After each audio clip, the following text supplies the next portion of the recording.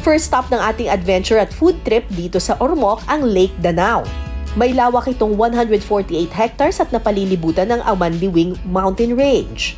Andito ako ngayon sa Lake Danao sa Ormoc, Leyte. Ipinagmamalaki ito ng mga taga-Ormoc kasi meron silang freshwater lake dito na pinagkukunan ng tubig ng 7 municipalities in Leyte. Pero bukod sa source of water siya, marami rin ditong makukuhang mga tilapia at saka meron ding makukuha dito na ang lamig ng tubig. Ano ba to? Para mineral water. Meron ding makukuha dito na isang uri ng shellfish na kung tawagin ay tab, na masarap daw gawing sisig. Manguha tayo. Tara! Ang lamig ng tubig! Paano ba yun? Nakakaloka! Dapat pala nag-wetsuit ako! Oh my God! Ang ganaw! Ano ba to? Marunong naman ako mag-swimming. Yun nga lang, hindi ganito kalamig. Parang nag-swimming sa mineral water. Oh my God! Oh my God! 1, 2, 3! Ah! Ginaw!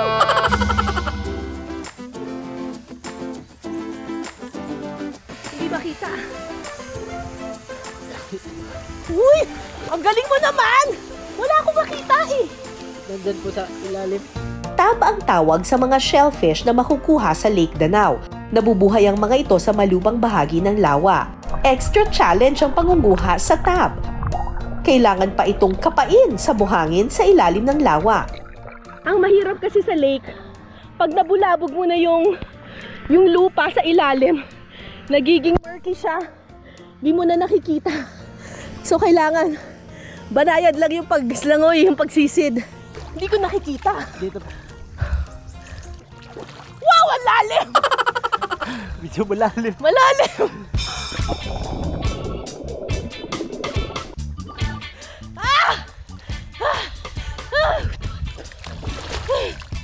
Dalawang piraso.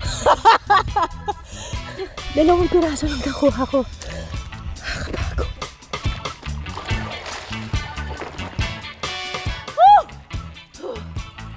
Isa pa.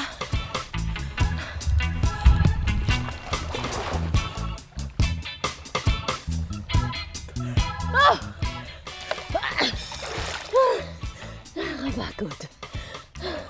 Ang hirap. Kumpara kasi sa dagat, yung tubig sa lake or sa lawa, medyo mabigat siya.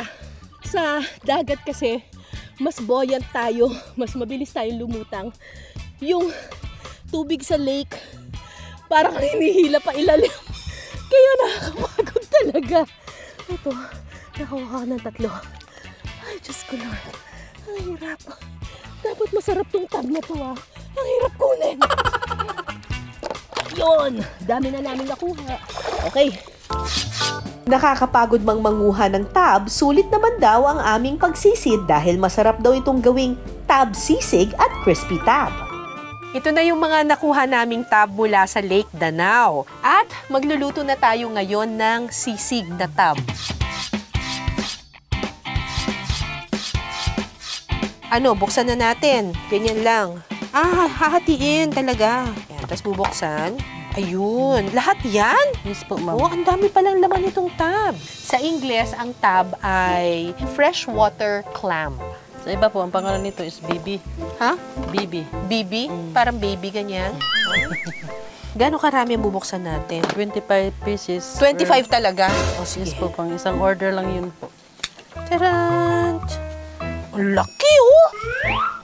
Ang laki, ang daming laman! Huhugasan ang mga nakuhang laman ng tab. Pagkatapos, pakukuluan pa ito. Uulitin ang prosesong ito ng 2 beses. Hihiwain ito ng maliliit at huhugasan ulit para mas maging malinis. Ang mga nalinis na laman ng tab pwede nang gawing sisig. Igigisa muna ang bawang, sibuyas, luya, at sili. Sunod na ilalagay ang laman ng tab. Titimplahan ito ng toyo at paminta.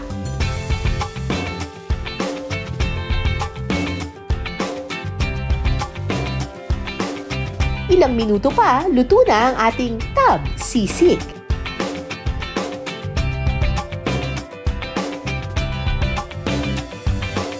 Okay, tikman natin itong tab sisig.